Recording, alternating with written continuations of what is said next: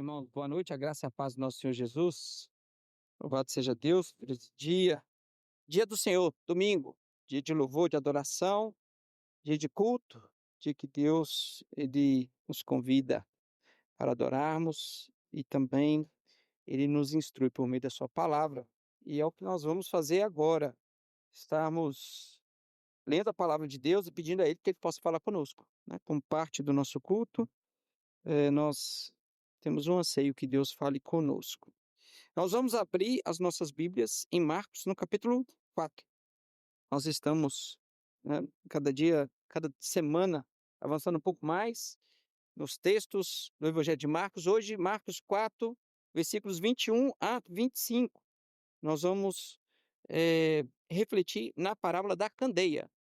No domingo passado, nós refletimos na parábola do semeador, onde que Jesus profere uma palavra, os discípulos pedem uma explicação e Jesus dá a explicação dessa parábola. Foi a primeira das parábolas em que Deus agora Jesus muda a sua comunicação com seus ouvintes e ele continua falando por meio de parábolas. Marcos registra algumas delas e a segunda parábola que avaliaremos nessa noite, parábola da candeia, Marcos 4, versículos 21 a 25. Preste atenção nesse texto, eu vou fazer a leitura, são poucos versículos.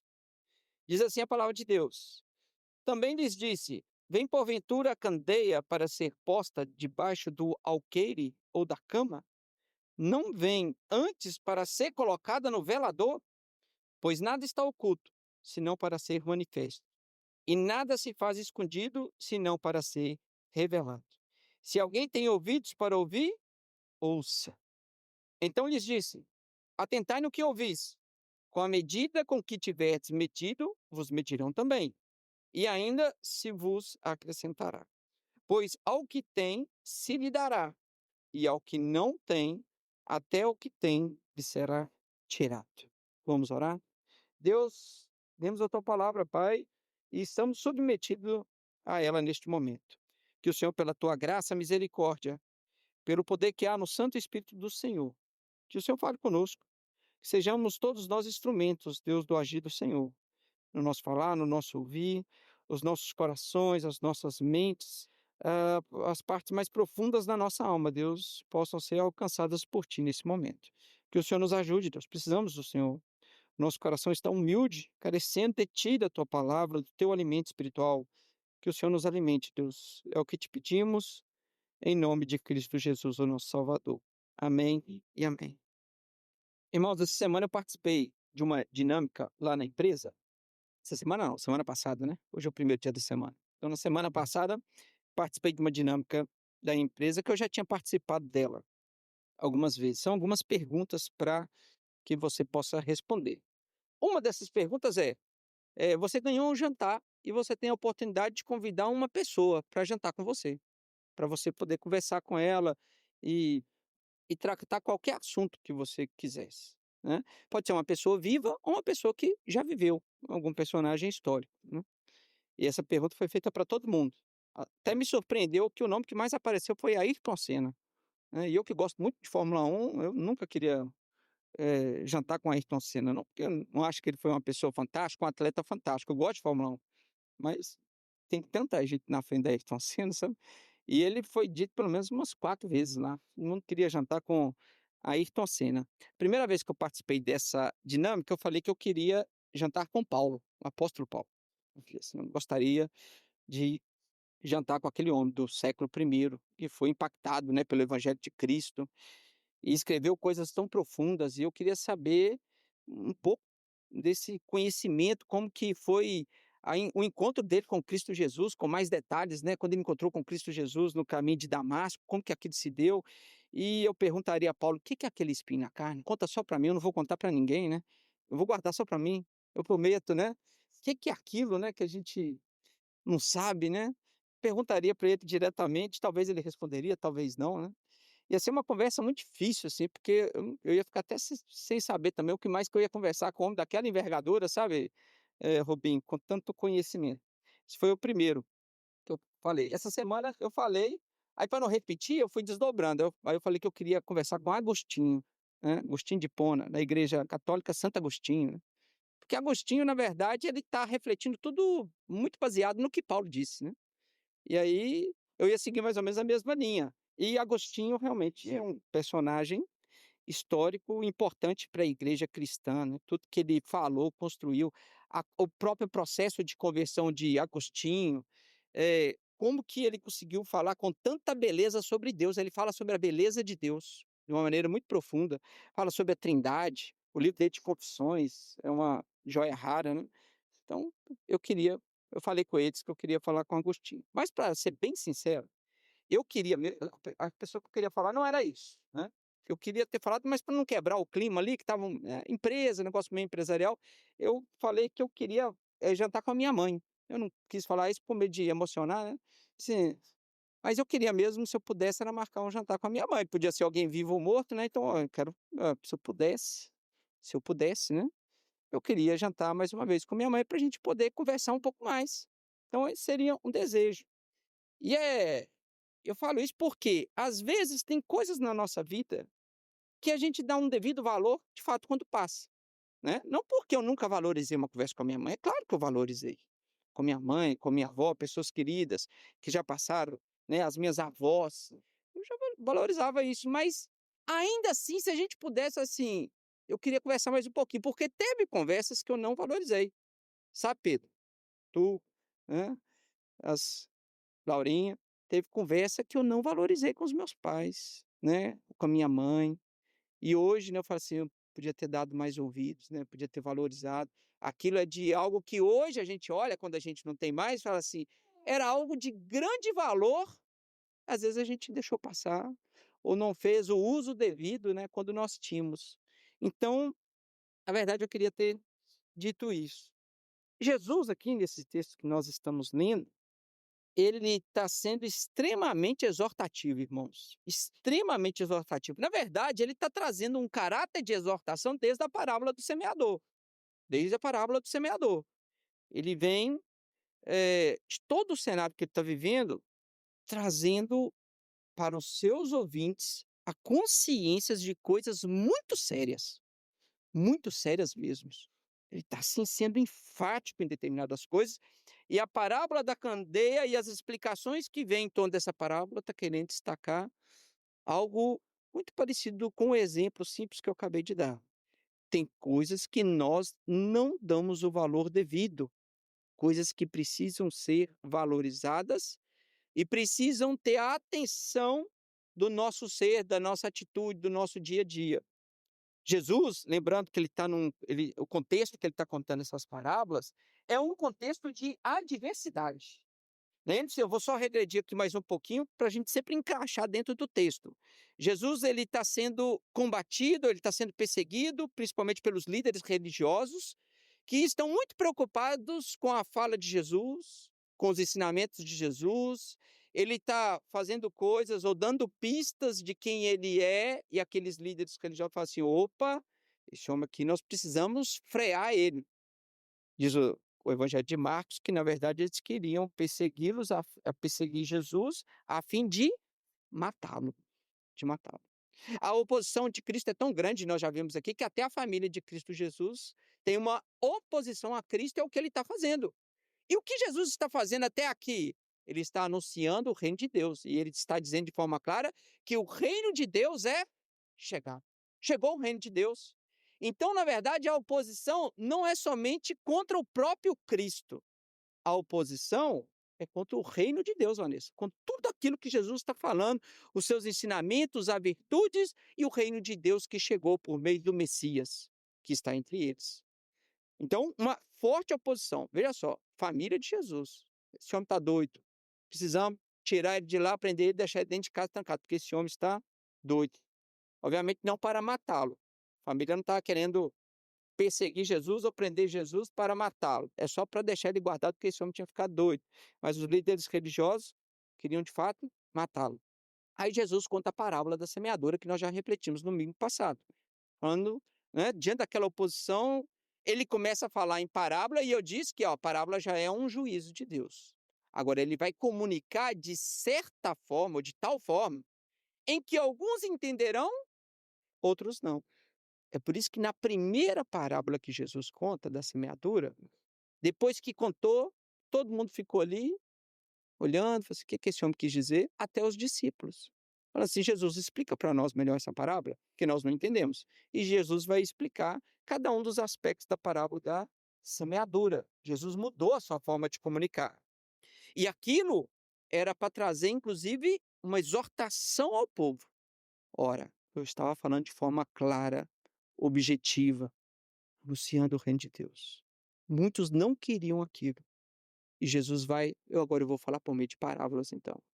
Eu vou dificultar, as coisas vão ser mais misteriosas nesse certo sentido. E na sequência da parábola da semeadura, dentro desse contexto em que Jesus está exortando os seus discípulos, onde ele falou assim: ó, quem tem ouvidos para ouvir, ouça. Quem tem ouvidos para ouvir, ouça. Tem gente que está aqui que não quer ouvir. Eu até disse e repito nesse sermão. Às vezes, irmãos, nós entramos aqui, saímos daqui e os nossos ouvidos não estão prontos para ouvir a palavra de Deus. Ou não está, os nossos ouvidos não estão desejosos de ouvir a palavra de Deus. E Jesus está fazendo um convite para todos nós no nosso tempo. Quem tem ouvidos para ouvir, ouça, ouça. Existem oportunidades que passam. Existem oportunidades que às vezes a gente vai ter uma vez na vida. Às vezes existem oportunidades que nós teremos 10, 15 vezes, 1000 vezes na vida. Quantos domingos você já participou de um culto? E talvez cada domingo passado uma mensagem é dita, Jesus tem dito a muitos: quem tem ouvidos para ouvir, ouça. E muitos às vezes saem com os ouvidos tampados, fechados e o coração endurecido. Pode ser que em algum momento não tenha mais o que ser dito e não tenha mais ouvido para escutar algo. Por isso que Jesus tem chamado a atenção: quem tem ouvidos para ouvir, ouça. E ele conta mais uma parábola, é a parábola da candeia. E assim ele diz: vem porventura, versículo 21, a candeia para ser posta debaixo do alqueire ou da cama, não vem antes para ser colocada no velador? Quais são os elementos que estão aqui, que são muito típicos da época, e às vezes pela distância temporal e cultural e geográfica, a gente pode ficar um pouco em dúvida. A candeia era um objeto que era usado para iluminar as casas daquele tempo, né? Era um vasilhame, você tinha um pavio, o óleo estava ali, geralmente naquele contexto azeite. Que luxo, hein, irmãos? Imagina, azeite está mais caro que energia elétrica, né? Quem é corajoso hoje de queimar um azeite de oliva, né? A gente gasta 3 dias de conta elétrica, mas a gente não gasta uma colher de azeite de oliva, né? Mas antes, ali tem muito em abundância, né? Eles colocavam o azeite ali naquela candeia, acendia o pavio, aquilo iluminava. Nas casas mais simples, às vezes havia uma candeia para iluminar casas que, via de regra, era de um cômodo só, né? As casas um pouco mais luxuosas daquele contexto tinham várias candeias, mas a gente não tinha muita coisa, era uma candeia que ali iluminava. E aí, a pergunta que Jesus faz é uma pergunta meio boba num certo sentido, porque ela é muito lógica, né? Todo mundo sabe a resposta do que Jesus está perguntando. A gente acende uma candeia para ser posta debaixo de um alqueire. Alqueire é a ideia de um cesto, alguma coisa que fazia uma medida, tipo um vaso. Mas pense num cesto. Quem vai acender uma vela e colocar um cesto assim para tampar aquela vela? Ninguém vai fazer isso, porque o objetivo é que aquilo ilumine. Então, quem vai colocar debaixo de um alqueire uma candeia? Não vai, porque senão você tampa a luminosidade daquela candeia. Ou quem vai colocar debaixo de uma cama? Ah, ninguém vai fazer isso, né? Até porque a cama pega fogo também, né? E aqui nós estamos falando de uma cama mesmo. Jesus está falando de uma cama lá que você vai lá e coloca essa candeia para iluminar. Quem vai fazer isso? Ninguém. A pergunta é a pergunta boba que tem uma resposta boba. Ninguém vai fazer isso, Jesus. Hã? E essa é a ideia de Jesus. Jesus está falando de uma coisa muito simples, para que os seus ouvintes ali pudessem entender da forma mais clara possível. Mas veja só, eles ainda saíam na dúvida. O que Jesus quis falar com aquilo, né? Porque Jesus está falando em parábolas. Jesus, quando ele fala em parábolas, lembrando mais uma vez o objetivo de Jesus com as parábolas, ele está reduzindo a amplitude da sua mensagem. Uma parte iria entender, a outra parte não iria entender o que Jesus falou. Via de regra, a parte que iria entender eram os discípulos que estavam, não só os apóstolos, os 12, mas aqueles que estavam caminhando com Jesus. Aqueles entendiam de uma forma mais clara o que Jesus estava falando. Até por um motivo. aqueles discípulos, aqueles que estavam acompanhando de Jesus de forma séria, aqueles tinham ouvidos para ouvir, outros não. Outros tinham outros interesses, outras ambições, outros questionamentos com Cristo Jesus ou para ouvir Cristo Jesus. Não ouvi-lo como um mestre, não ouvi-lo como Messias. Agora, esse grande público que estava ali só passando para ver o que estava acontecendo, já começa a ter dificuldade. O que esse homem quis falar? Tá distante de Jesus e nem que está muito próximo. Está ali ouvindo, porque Jesus é famoso, então todo mundo quer ouvir uma pessoa famosa. Mas não estão preocupados com a mensagem de Jesus, ao ponto que os discípulos não. Os discípulos desejam ouvir de Cristo Jesus e eles estão com os ouvidos prontos. Eles começam a entender um pouco mais sobre o que Jesus está querendo falar. E o que Jesus fala aqui no versículo 21 para nós? Ele é a luz. Nós acabamos de cantar aqui, né? Jesus é uma luz, é uma candeia que veio para iluminar cômodos sombrios, escuros. E apesar da perseguição, da opressão, da família falando assim: Jesus, para com isso, você vai sofrer por causa desse negócio. O negócio está apertando, os líderes religiosos querem te matar, as pessoas querem que o reino de Deus seja abafado. Jesus está ensinando que a luz não veio para ficar escondida no alqueire ou debaixo de uma cama. A luz veio para iluminar. E a luz incomoda mesmo. A luz, quando encontra a escuridão, quem está ali no meio da escuridão tem os. A gente fica incomodado. É quando a gente está no quarto assim, alguém acende a luz de uma vez, aquele negócio fere os nossos olhos. Né? A gente incomoda, né? Eu já falei isso aqui, né? A Dani, quando abre a cortina lá de manhã, eu estou querendo ali. Abre a cortina, vem aquele sol assim, de manhã, o sol até bate bem na janela do nosso quarto, né? Aquilo vem.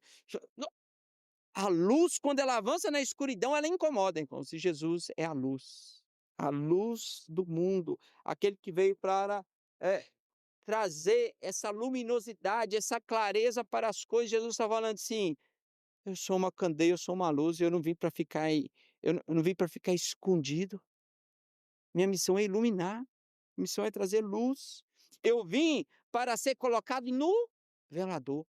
A ideia do velador aqui no versículo 21 é aquele imóvel preparado dentro do ambiente das casas daquela época, dentro, né, a perspectiva é que ele ficasse no melhor lugar para que pudesse iluminar mais.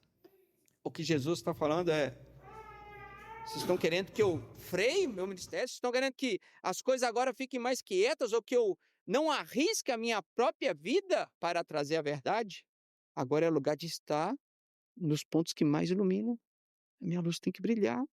O evangelho de Jesus tem que brilhar. O anúncio do reino de Deus tem que brilhar. E aí ele fala no versículo 22: pois nada está oculto, senão para ser manifesto. E nada se faz escondido, senão para ser verdadeiro. Irmãos, quando você dá um presente para alguém, né? E você embrulha esse presente, você ali embrulha, né? Você gastou ali para embrulhar, tal, fez bonitinho. Você dá um presente para alguém, você dá esse presente para que ele não seja aberto? Ninguém faz isso. O presente é para ser aberto, né? As crianças, então, anseiam ali, quando chega um presente, já quer abrir aquilo logo, né? E a gente, quando dá um presente para uma criança, a gente está naquela expectativa da criança logo pegar o presente, abrir e se alegrar com aquilo que está lá dentro, né? Não tem uma pior frustração para um pai, para um tio, para uma tia, né? Alguém assim, que você dá um presente, a criança pega aquele presente e faz assim, e vai dizer outra coisa. Você fica meio murchinho, né? Porque você estava esperando que a criança pegasse aquilo, né? Mas graças a Deus elas não fazem isso, né? Qualquer criança vê um presente, ela quer logo abrir aquele negócio, desembrulhar e ver o que daí nós estamos naquela expectativa. Jesus está falando, pois nada está oculto senão para ser manifesto. E nada se faz escondido senão para ser revelado. É chegado o reino de Deus. O presente de Deus para os povos chegou. Esse negócio tem que ser desembrulhado. Aquilo que estava oculto ou não tinha uma visão perfeita do que era, agora está diante dos olhos daqueles povos, daquelas pessoas que estão ali. Jesus está ali, nada que está oculto, nada que está oculto, ele está ali para ficar oculto o tempo todo, tem que ser manifesto. Jesus não foi aquele guardado por Deus pela sua presença para ficar guardado o tempo todo, não. No tempo oportuno, na plenitude dos tempos, Deus enviou o seu Filho amado para que pudesse se manifestar entre nós. É Jesus. As pessoas agora, e Jesus estava alertando a muitos daqueles que chegaram até Jesus, assim, ó, quando até os diabos falavam assim: "Ele é o Filho de Deus". E Jesus falou assim: "Não, não, fica caladinho, fica caladinho". Só que agora não dá mais para esconder Jesus, o Messias. O reino de Deus é chegado. As coisas estão se tornando claras e Jesus está falando exatamente isso. Ele é a luz do mundo, ele veio para ser revelado, é ele que é a verdade a ser dita. Irmãos, nenhuma verdade pode ser escondida ou deve ser escondida. Jesus é a verdade encarnada. Imagina se Deus fizesse com que a verdade absoluta, o ser dele manifestado na pessoa de Cristo Jesus encarnado, ficasse oculta a nós até nos nossos tempos. Que grande prejuízo toda a humanidade teria até esse momento. Mas que beleza é quando Deus nos presenteia com o seu Filho, manifestando entre os povos toda a glória de Cristo Jesus, o seu evangelho, quem ele é, o seu reino. Nada está oculto senão para ser manifesto, nada se faz escondido senão para ser revelado. João capítulo 8, versículo 12, Jesus diz: "Eu sou a luz do mundo. Quem me segue não andará nas trevas, pelo contrário, terá a luz da vida." Jesus ele está deixando bem claro. Ele é a verdade, ele é a luz, e não dá para recuar mais. Agora, é cada vez mais essa luz crescendo, a verdade transparecendo a todos os seus ouvintes. Não dá mais para recuar. E os seus discípulos também, essa mensagem é uma exortativa, é assim: eu não vou recuar. E vocês, que são os meus discípulos, deixa eu contar uma verdade para vocês, vocês também não vão recuar. Porque o próprio Jesus, depois de alertar que quem põe a mão no arado e olha para trás, não é apto para estar no reino de Deus. Não tem volta mais, não tem recuo mais. Agora é avançar, a verdade precisa ser dita. Irmãos, a pregação do evangelho de Cristo Jesus é uma necessidade real. É por isso que essa parábola ela vem imediatamente após a parábola da semeadura. Porque a luz do mundo, a verdade precisa ser semeada. Aonde? Em todos os lugares, em todos os povos. Jesus precisa ser anunciado. A igreja não pode recuar mais. A verdade não pode ficar escondida. A igreja precisa ser o microfone de Deus, o megafone de Deus para esse mundo perdido, falando: há uma verdade. Esse mundo que busca uma verdade. Uma verdade, essa verdade é Cristo Jesus. Nós temos que fazer com que Jesus, nesse mundo escuro, esteja em cima do velador, no lugar que mais brilha na sociedade.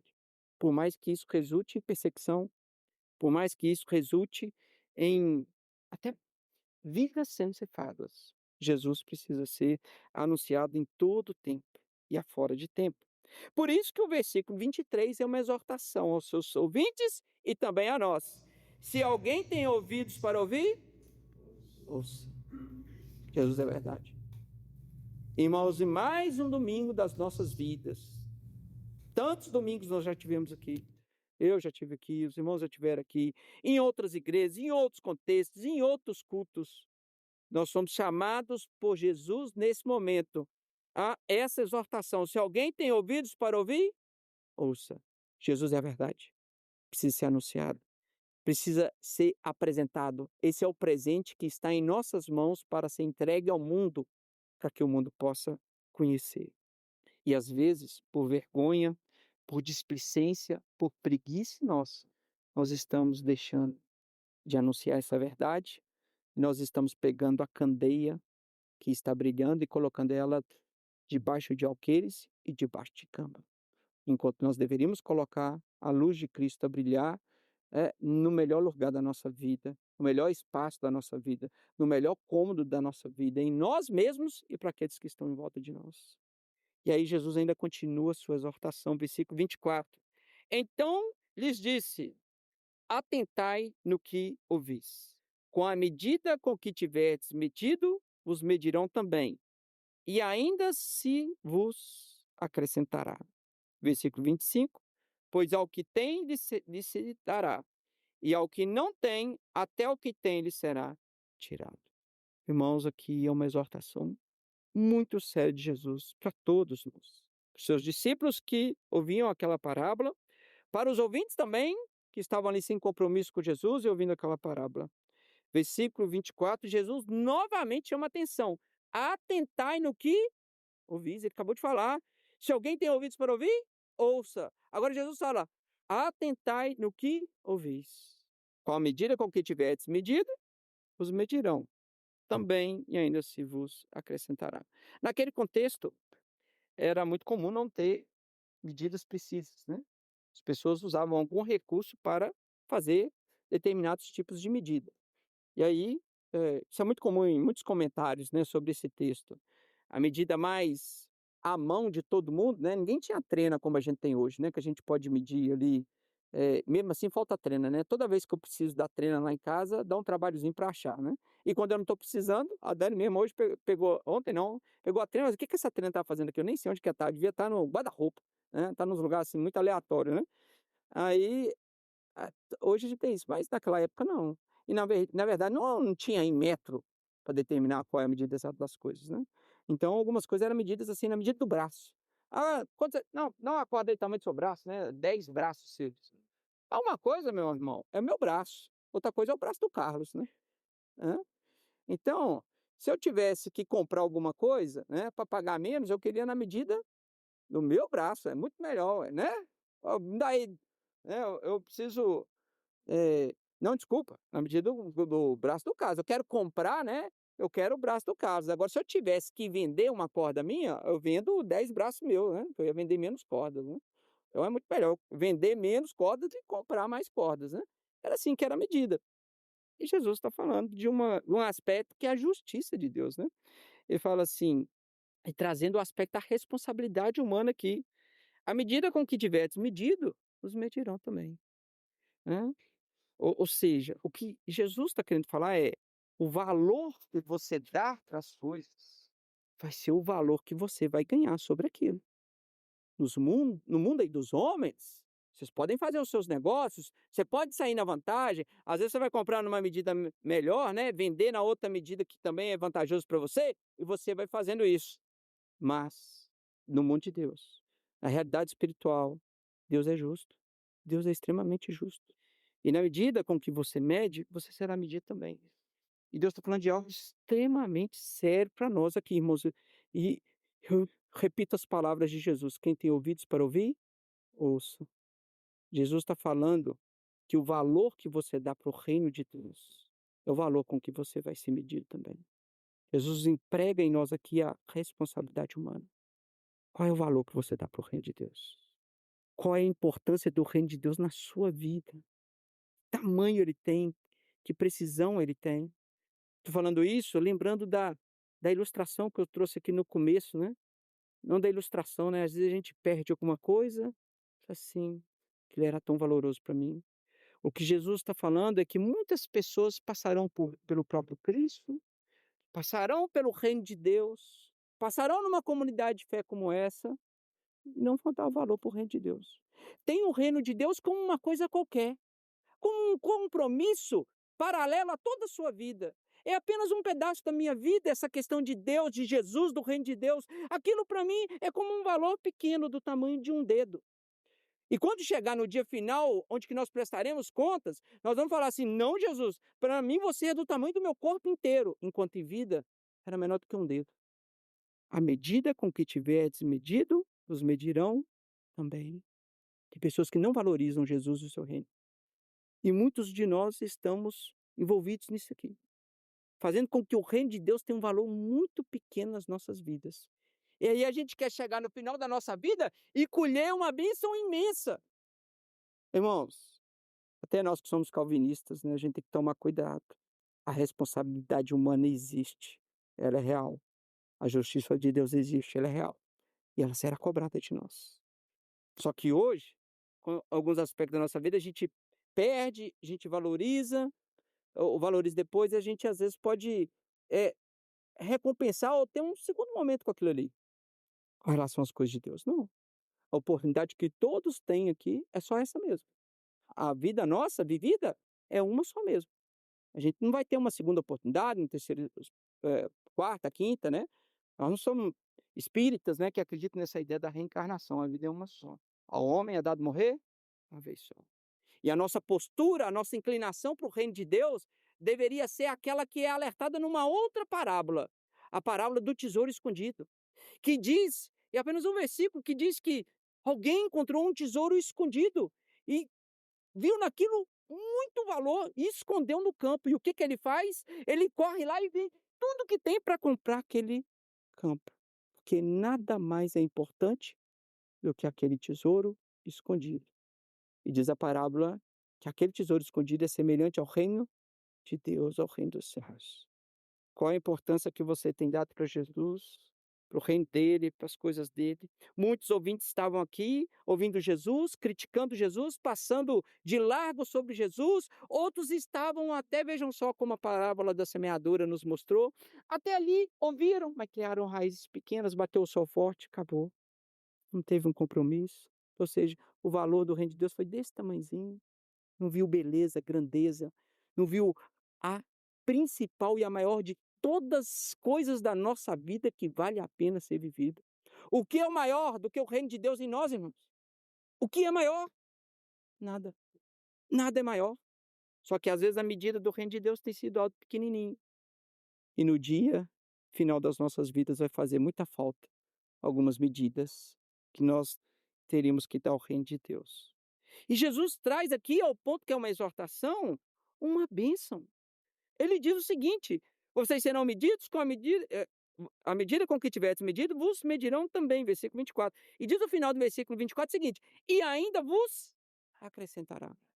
Sabe, quando nós nos dedicamos ao reino de Deus, nós valorizamos o reino de Deus, nós encontramos em Jesus a grande bênção da nossa vida, a mais importante bênção da nossa vida, bênçãos sobre bênçãos, sobre bênçãos, sobre alegrias, sobre felicidades. A vida ganha uma outra guinada, tudo se torna cada vez mais feliz e alegre em Cristo Jesus, apesar das aflições. É uma medida que agora só se acrescenta porque o reino de Deus é algo infinito e eterno. Nada do mundo se compara àquilo, então é algo que é sem medida, perde a medida. Quando você valoriza o reino de Deus, Deus acrescenta cada vez mais.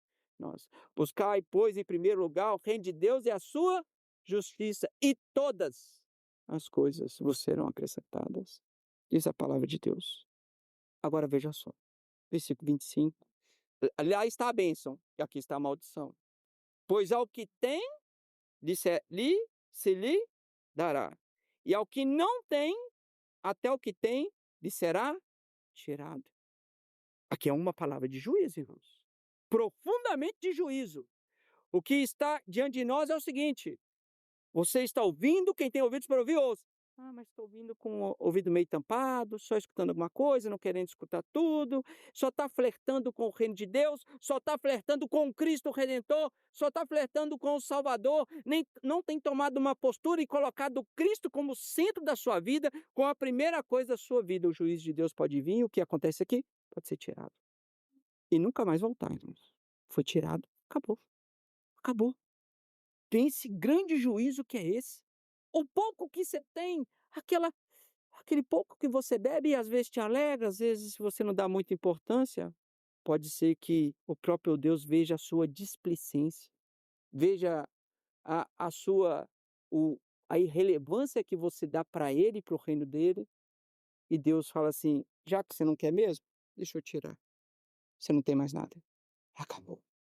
Jesus, irmãos, aqui é algo sério, mas é uma exortação dura que Jesus tem falado, ao ponto que também existe uma bênção preciosa aqui do reino de Deus, como aquilo mais precioso em nossas vidas, como Cristo Jesus, a luz do mundo, aquele que está em nossas mãos para ser anunciado.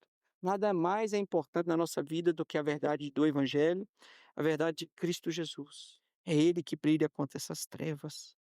Há uma promessa final em Apocalipse 21, versículo 23, que mostra como essa luz um dia brilhará de maneira intensa e profunda. Diz que a cidade, aqui falando da Nova Jerusalém, né, a cidade não precisa nem do sol nem da lua para lhe darem claridade, pois a glória de Deus a iluminou e o Cordeiro é a sua lâmpada.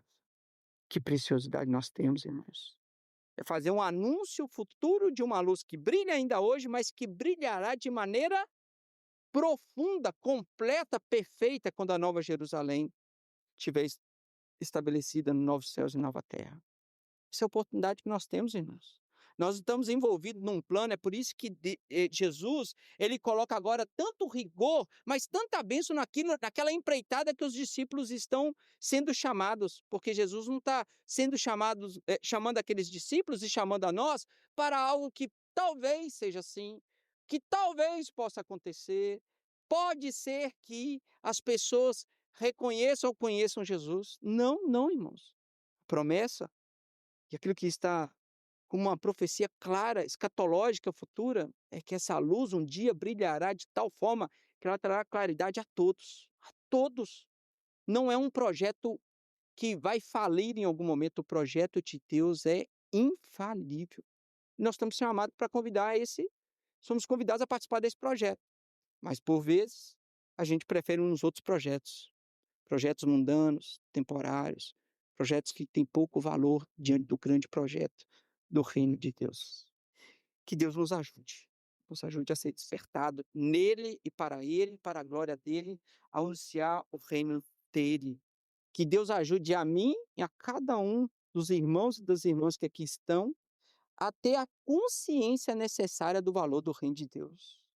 Irmãos, num português bem claro, que nós somos chamados hoje é: pare de brincar com o reino de Deus. Porque às vezes o pouco que você tem pode lhe ser tirado. Agora, leve a sério o reino de Deus, porque o muito que você tem, que você pode ter, vai se tornar maior ainda. É uma bênção ilimitada, bênção infinita e eterna, que todos nós colheremos. E que Jesus nos ajude. Vamos orar? Pai, Ledir, louvado seja o Senhor por tua graça, por tua misericórdia, por tua soberania. Louvado seja a ti, que é a luz do mundo, é aquele que brilha nesse cenário de trevas e pode romper a mais densa treva do nosso tempo. Não tem nada, Deus, que pode apagar a luz do nosso Redentor e Salvador. Não há nenhuma escuridão tão profunda onde Cristo não possa entrar. Nós te agradecemos, Deus, por ser essa verdade revelada a nós, verdade revelada em todos os tempos e continua a ser revelada. Ó Deus, não deixe com que nós, parte da igreja do Senhor, sejamos pessoas que têm pegado essa luz e escondido ela debaixo da cama. Não, Deus, que nós sejamos aqueles que detêm essa luz e têm colocado ela em lugares altos, anunciando a Jesus, o seu evangelho, anunciando o reino de Deus, proclamando as verdades que precisam ser ditas a esse mundo. Que nós nunca venhamos a nos envergonhar de anunciar Cristo Jesus, que também não tenhamos vergonha, Deus, de anunciar o seu evangelho precioso, anunciar a mensagem de arrependimento de pecados, de mudança de vida. Nos ajude, Deus, a sermos os proclamadores do seu evangelho, aqueles que seguram essa candeia, esse candeeiro em lugares altos, Deus. Que o Senhor nos permita ser agentes missionais na história, de uma maneira muito profunda, Deus. Cuide de nós nesse sentido, Deus. Ao ponto que nós te pedimos também, que o Senhor mate em nós toda a nossa negligência, toda a nossa preguiça espiritual, toda a nossa má vontade com o teu reino e com as coisas do Senhor. Que o Senhor apague de nós, Deus, todo o desânimo que por vezes abate a nossa alma. Que o Senhor tire de nós, às vezes, o pouco valor que nós damos a Ti, ao Teu Evangelho, às Tuas Sagradas Escrituras. Deus, tire de nós isso, Pai. Nos ajude a valorizar cada gota do teu reino que cai em nossas bocas, Deus, para que nós demos grande valor a isso, para que nós amemos o teu reino e as tuas coisas, que nós busquemos em primeiro lugar o teu reino e a tua justiça, Pai. Como promessa, nós sabemos, Deus, o Senhor não vai deixar faltar nada. Ah, Deus, mas como nós somos por vezes convencidos pelo mundo que há algo melhor que o Senhor. Tenha misericórdia de nós, Deus, perdoa o nosso pecado. Nos ajude, Deus. Desperta a cada alma que aqui está, a alma mais distante do Senhor, ao ponto da alma mais próxima do Senhor nesta noite aqui, a sempre valorizarmos a Ti, Deus. Que não seja mais um domingo qualquer, mais uma mensagem qualquer. Pelo contrário, que os nossos ouvidos ouçam a Tua palavra nesta noite, Deus. Que o Senhor tenha misericórdia de nós. É a nossa oração em nome do Senhor Jesus Cristo. Amém. E que a graça do Senhor Jesus, o nosso Redentor, o amor de Deus Pai, a comunhão e a consolação do Espírito Santo de Deus, repouse sobre as nossas vidas, hoje, sempre, até a volta de Cristo. Amém. Amém. Amém.